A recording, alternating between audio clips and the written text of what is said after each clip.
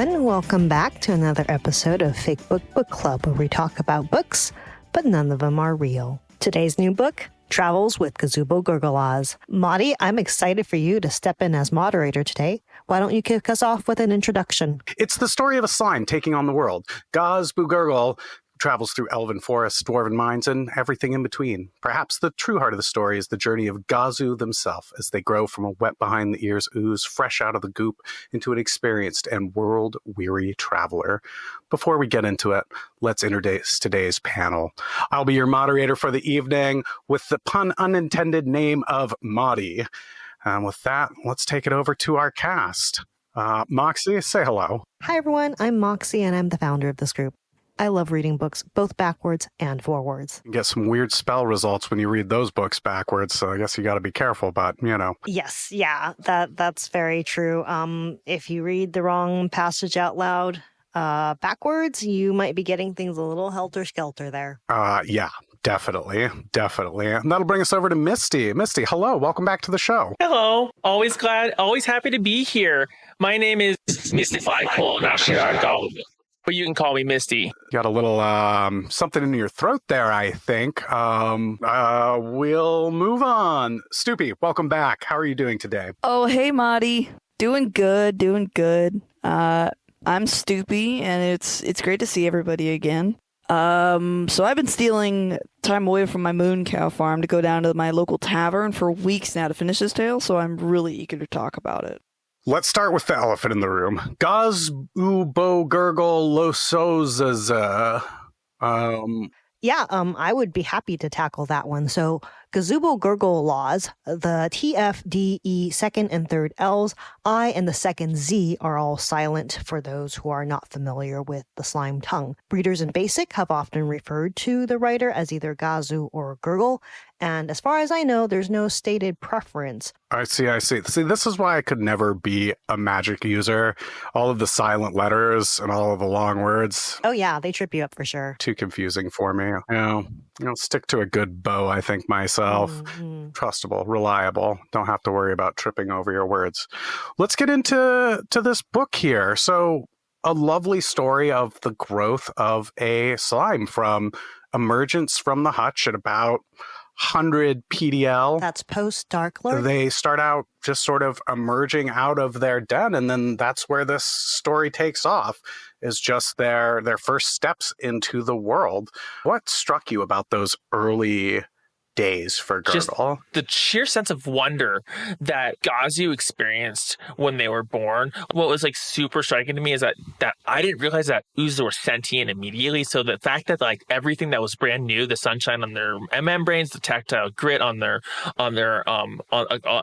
body as they move, and remembering that was really poignant to me. Also very notable in this moment, though, is the prophecy that Gurgle receives in that moment of emergence coming out from Sisithas, which is the name of the slime capital for those who are not familiar. Well, I thought that the puddle incident that occurs sort of during that prophetic reception was really interesting. I mean, we see this sort of behavior from Gurgle throughout the sort of starts of their journey where they're hit with something they don't expect, and their instant response is to go into, a defensive puddle. And so I thought that this puddle in particular, the sort of thought process that Gurgle writes down about becoming a outside of the hutch sort of slime was interesting.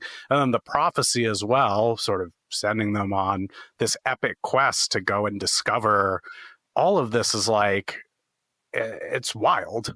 It's absolutely wild. I mean, I try and imagine what it would have been like to come out of the hutch and experience that within, mere days of first experiencing the world. Stoopy, I'd love to hear your take on this as our resident expert in dumbfoundedness and stupefaction. What are your thoughts? Oh, I've got thoughts. To be honest, this was a bad plan from the start for a slime, and to hear this was the defensive gesture really hit on the stupefaction for me. There is no easier way to scoop up a slime for cooking than to grab a bottle and slosh it through one of those puddles you find. So my immediate thoughts were, Gurgle will just be the sound my stomach makes when I eat one of these little guys, and then wham! Prophecy. I was thinking, holy smokes, this isn't a recipe. This little guy's the main character. I mean, usually you'd see these sorts of prophecies going to, a more, how do we put this? Traditional race might be the word. I don't know. A more humanoid race, perhaps, is the best way to put it. Nobody blinks an eye when you see a young human sent on some prophecy of destiny, but it feels interesting to see our slime writer put onto this journey. I'm actually not sure I buy into the prophecy part of the story. Don't get me wrong, I lose a couple of farmhands a year when they receive prophetic visions of taking up arms for the Dark Lord, but I've never heard of a slime getting a prophecy. Come on. Well, where I'm from in the Demon Lands, it's pretty common to see slimes just, out and about, participating in day-to-day life. I don't see why there's any reason why there couldn't be a prophecy given to Gurgle. Certainly. And perhaps this is just part of the modern day where we're seeing more diverse groups and peoples of varying different kinds, humanoid or otherwise, being introduced to the world. And that's part of the joy of Gurgle's tale, is really I can't say humanizing of them, but I can say the sort of display of slime sentience as they start to interact with the world. I think that there's a lot to be said for their ongoing relationship with Brugug. This is, of course, the dwarven ranger that Gurgle meets early in their voyage, shortly after the prophecy is laid down. What sort of thoughts do you all have on how that relationship forms Gurgle's journey? All right. Some real talk. First, we'll talk about Dwarven Ranger Brugog, and then we gotta talk about the Archmage. 1. Yes, Gurgle's relationship with Brugog forms the foundation of this travel story. As Gurgle travels from place to place and meets different people, there is a similar reception to them oftentimes, and not unexpectedly, it can go somewhat south, right? There is discrimination that they face, and other challenges, and Brugog, for some reason, is the one that shows up to help them out. 2. Why would a Dwarven Ranger persistently show up to help a slime out? What is the true political agenda behind their actions? 3. Is it just coincidence that Gurgle travels to a lot of locations that are the site of cultural change right now, right? In terms of the geopolitics of our day-to-day lives, what you can see outside of your castle walls or hut windows or dens or your magic mirror, wherever you source your news. We are told it's because these are sites of the prophecy. Is that all there is? Which gets us to point 4. Whose prophecy is it? Why does it resonate so heavily with objectives for unification set forth by the Archmage in his manifesto in 27 post-Dark Lord? It's hard for me. I'm afraid we're going to fall down one of Moxie's conspiracy theories again. It's okay. That's part of what Moxie brings is this sort of out there take on the goings on. Look, I've seen a prophecy that they were going to see a bathroom in the next 5 minutes and then pretend it was divine intervention when they walked into an inn. My point here is that prophecy, conspiracy, this is a twisted web to weave, and I'm not convinced that we don't put these pieces together after the fact. You can doubt, but it's not a coincidence that Brugug, which would be Gugurb in the ancient tongue, we all know is short for Rothugugurb, or another name for the magical one of destiny, which clearly refers to the Archmage. Is it really a coincidence that Brugug keeps showing up in Gurgle's story? I guess what I'm saying is everything looks like the Archmage if you look hard enough and long enough, but most of the time, I'm not convinced that's what's going on, I'm so sorry I got her started.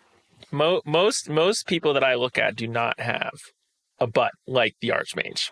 Okay. Magical One of Destiny can refer to a number of beings throughout history without being the Archmage himself.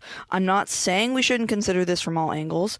with an emphasis on the angle from the back. Yeah. But Brugug can be fantastic without being a man we haven't heard from in over 80 years. The Archmage's backside aside, that's not the core of what Gurgle's story is. Gurgle takes on this prophecy and travels through all the lands. How many of us could say before reading this book that we had thought really in depth about the perspective of the slime or the ooze kind and, what their lives are like, what their sentience and culture entails? How much do we adapt of our lives to suit them? I think if anything, the incident at the Elven Fountain is a perfect example of how our society and our structures are not adapted for slimes, because Gurgle was clearly pushed into the fountain and the incident that resulted was quite the big faux pas. I will say that the reaction of the elven populace to Gurgle's incident in the fountain, just for our readers or our listeners at home, if you aren't aware of what happens when a slime gets pushed into water, they start taking on water and kind of blow up like a giant bubble. And it's not an easy process to then get rid of the water from within the slime. Quite a mess was made. Many noses were raised. Many ankles were wrinkled. Is that the right phrase? No, probably not. But I think what we see here is an ooze in a world not designed for an ooze, and a group of people not designed to actually care for an ooze. Right? What do the elves do around Gurgle when they start taking on water? They either run away scared, or more commonly, they start pointing and laughing. I mean, am I the only one who found some of the humor at least? And when they started pushing Gurgle around like a giant ball, I mean, like, it's a horrible instance for Gurgle, but like, it's a little bit funny, right?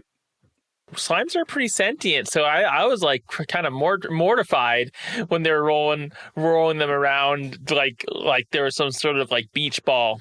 To be fair to Gurgle, I think they do kind of have the last laugh because all of that friction ended up being an unprecedented reproduction event. Here's the thing, though. Who cleaned up after that? It's reported in this memoir, but if you actually look through the news records at the time, or the Magic Mirror records, you're not going to find mention of that incident. It is not reported. And guess who shows up to clean it up? There's a lot of other powerful mages besides just the Archmage, right? Like, do you really think the Archmage, people would notice? Listen, where I'm from, there's a lot of moral quandaries about oozes and slimes. I haven't met them personally, so the fact that they're even sentient wasn't something I knew about. So this tale was extremely groundbreaking for me, and hearing about Brugug helping out that slime really made me go, should I be helping out slimes? Do I need to be thinking about the sentience of every slime? Do they all have names? That was really shocking to me, to figure out that this slime had a name. I thought that meeting was incredibly impactful for me. Well, you know what they say, don't put an army of Kolasheks into a Gurglegen's garden. Yeah. It's so easy to fall into the trap of saying, well, Dark Lord was 100 years ago. We've moved on from that time. But the undercurrent of his impact still exists today, 100 years later, and you can feel it running through the core of this book. I love that you called this out. It's such an important part of Gurgle's story. Gurgle goes to the stage performance and is physically transforming, and this sort of brings Gurgle into the limelight a little. Gurgle starts to be a little more famous. The elves watching are like, whoa. Oh, yeah. Gurgle's descriptions in that chapter are just transcendent.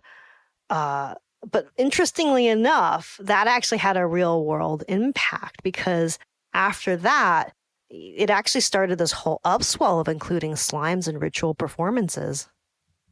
Well, I really like how Gazu basically started this ooze zeitgeist, right? Like there's so much more awareness now that this has come out. Like, it's just immediate noticing that people are more cognizant about oozes being sentient, about oozes having full names that you can't pronounce, about the being able to be transformed and be part of the theater. It's really interesting to see how they've risen from like basically being like the demon lord's lowest peons to being something relatively interesting.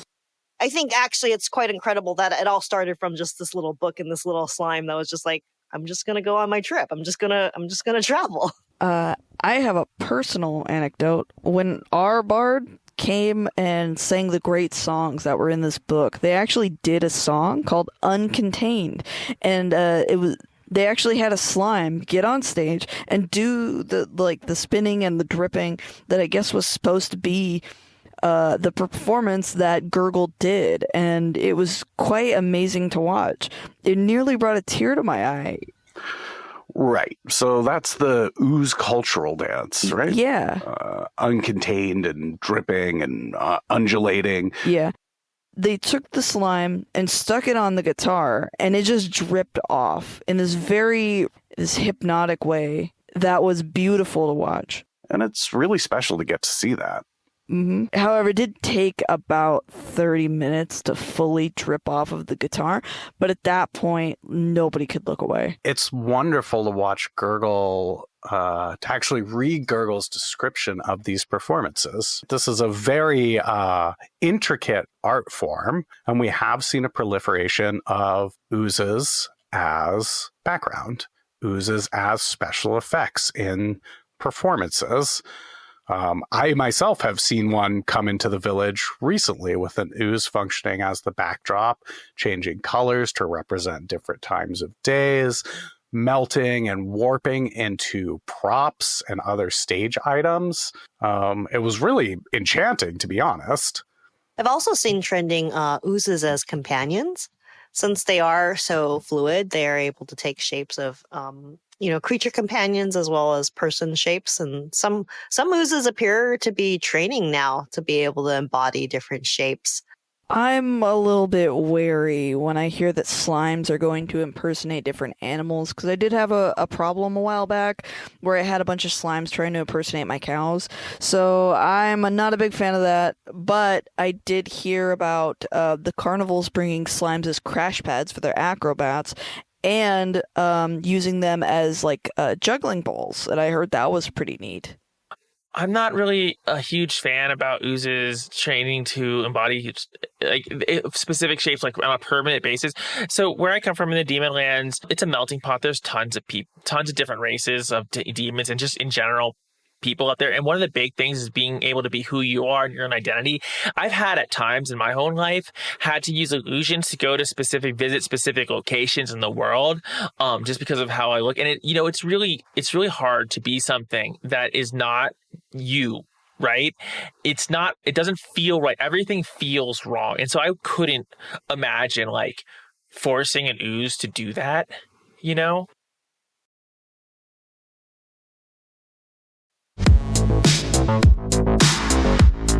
A quick little break. Krager Hut, providing you an age-old stew. It's 268 years of continuous stew. One of our proud sponsors of this podcast. It slays hunger 24/7. Go down to Krager Hut, get yourself a bowl. You're taking part in history and consuming just a small piece of it.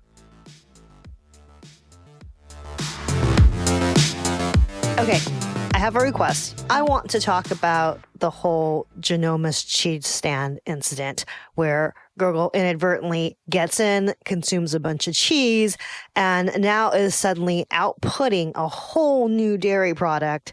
What did you guys think of that? Because I actually had no idea that slimes could contribute to food production in that way. I actually had a thought when I was reading that chapter at the Genomist cheese. Stoopy, don't you have a partnership with them? Could it have been your cheese? Well, immediately I got in contact with the Genomist cheesemongers I know, and Genomist cheese, and this is not a paid for ad, is some of the best cheese you can buy. So when the book talks about how delicious it is mixed with slime, I had to mix it. I had to try it for myself. So yeah, I'm in the works with gnomes right now to try to recreate this cheese. Yeah, not lying. It goes crazy good with cider. Crazy good. Add some mad honey mead to that.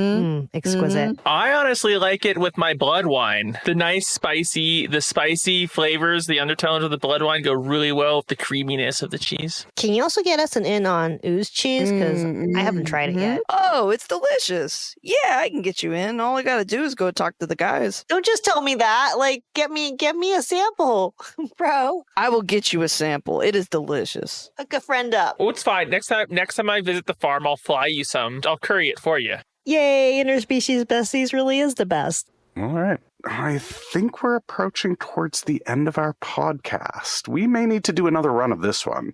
We've barely even began to scratch the surface of this book.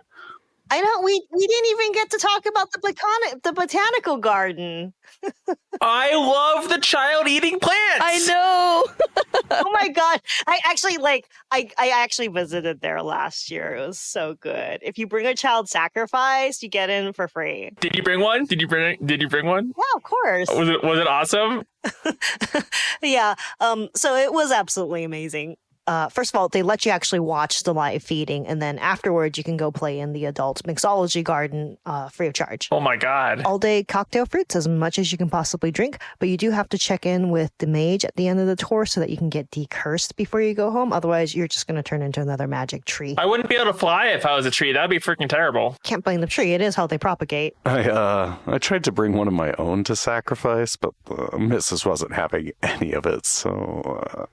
Yeah, next time just hit up the orphanage. It's way easier than trying to bring your own kid. Oh, and interesting. I also did hear that they have another exclusive offer going on where if you bring some of your enemies to propagate into new trees, that they'll give you bloodroom access, which is where they hold all the ancient evil mages who they turned into forbidden fruit plants, which is, I think, the coolest offer they got going on right now.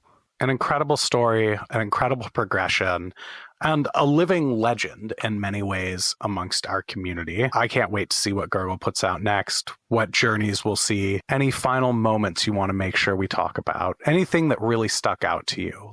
I think at the end, I mean, we've talked about Brugug and the friendship that he has with our slime, and the moment where they parted ways for the last time and it just ended the book, Archmage, right there, it really made me feel how important the relationship was. And it really, I think that's the moment that brought it all together. There are other mages that are not the art mage with his great butt. This slime changed my mind, changed my heart, and changed my milk recipe. This has been the Fake Book Podcast, covering travels with Gazubogurglelozoz. We appreciate you joining us here for this little discussion of this book. You can find it in all major libraries, find it at your bookstore. You can even hear bards singing it down at your local tavern. Go check it out. And it wouldn't be appropriate for us to end this cast in any other way than to remember who brought us our peace. All hail the Dark Lord, whose shadow we shelter in. All Hail Hail to the the Dark Lord! May his shadow encompass this land for another 100 years.